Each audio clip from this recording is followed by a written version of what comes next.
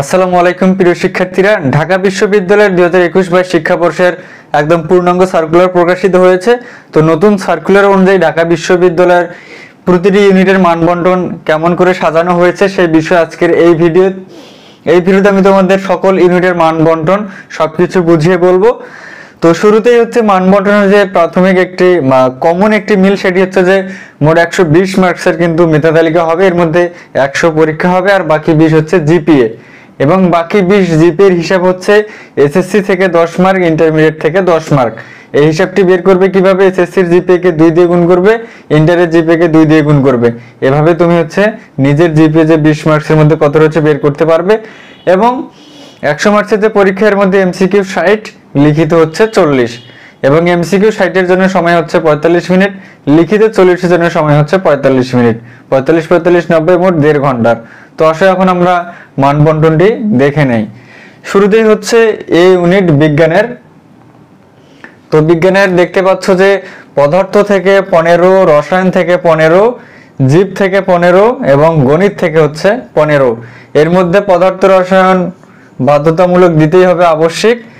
এর মধ্যে তোমাদের জীব অথবা গণিত, যার যেটি 4th সাবজেক্ট রয়েছে, চাইলে এর পরিবর্তে বাংলা অথবা ইংরেজি উত্তর করতে পারো, সেক্ষেত্রে মানবন্টন একই থাকবে। ঠিক আছে, জীব এবং গণিতের যেটি তোমাদের 4th সাবজেক্ট, এটির পরিবর্তে বাংলা ইংলিশ দেখাতে পারবে। টোটাল হচ্ছে 60। এবং রিটেন অংশে আমরা আসি। রিটেনে পদার্থে 10, রসায়নে 10, জীবে 10, গণিতে 10। তো এমসিকিউ যেভাবে দাগিয়ে আসবা, রিটেনও ঠিক সেভাবেই দাগিয়ে আসবা। এখন আসি আমরা পাস মার্ক। তো আরেকটি কমন বিষয় বলতে ভুলে গিয়েছি, প্রতিটি ইউনিটে কিন্তু লিখিত এমসিকিউ মিলে টোটাল 40 পেলে পাস 100-এর মধ্যে। এটি সবার ক্ষেত্রেই কিন্তু হচ্ছে যে সাবজেক্ট ভিত্তিক পাস মার্কের তারতম্য রয়েছে, বাট টোটাল 40 পেলেই পাস।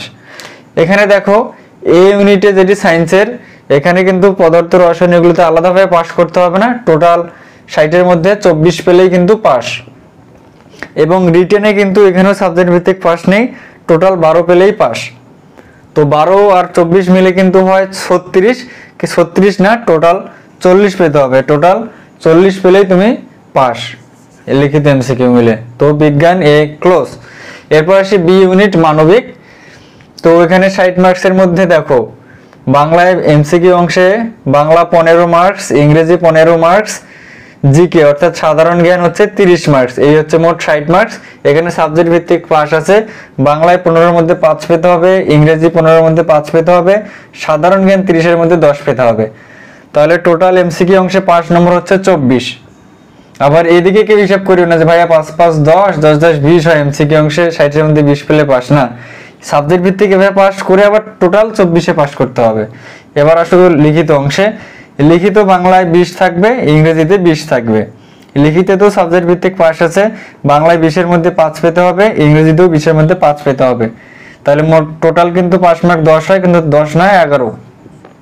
তাহলে উপরের 24 আর 11 দুইটা মিলে কিন্তু হয় 30 35, কিন্তু মোট 40 পেতে হবে। এই যে বললাম সব ইউনিটের ক্ষেত্রে 40 পেয়ে পাস করতে হবে। ওকে, এবার আসি সি ইউনিট।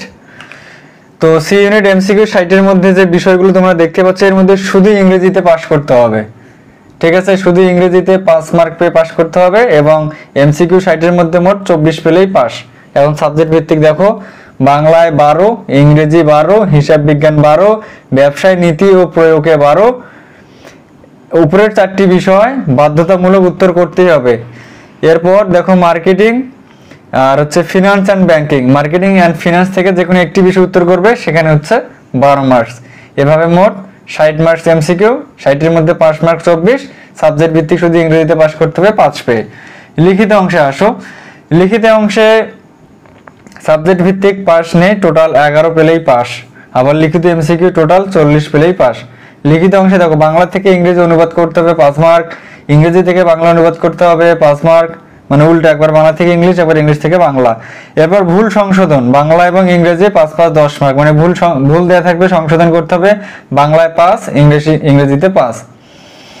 এরপর হিসাব বিজ্ঞানে থাকবে 7 মার্কস, ব্যবসায় নীতি ও প্রয়োগে থাকবে 7 marks, marketing finance and banking থেকে যে কোনো একটি বিষয় উত্তর করতে হবে, মার্কস থাকবে 6। ঠিক আছে, টোটাল হচ্ছে 40 লিখিত। তো মোট আবার পাস মার্ক 40। এবার আসো ডি ইউনিটে। ডি ইউনিট দেখতে পাচ্ছ এমসিকিউ অংশে বাংলা 15, ইংরেজি 15, সাধারণ জ্ঞান 30। এখানে আবার সাবজেক্ট ভিত্তিক পাস মার্ক বি ইউনিটের থেকে আলাদা। বাংলায় 15 এর মধ্যে 6 পেতে হবে, ইংরেজি 15 এর মধ্যে 6 পেতে হবে, জিকে 30 এর মধ্যে 12 পেতে হবে। ঠিক আছে, কিন্তু টোটাল কত পেতে হবে এটি কিন্তু বলা নেই। তো এরকম সর্বনিম্ন পাস করে কেউ যদি একদম কাটা কাটা 24 পাও তবুও পাস, 25 পেলে তবুও পাস। এই সর্বনিম্ন এটি করে তুমি ন্যূনতম 24 পাবেই, এর নিচে হলে তো সাবজেক্ট ভিত্তিক পাস হচ্ছেই না।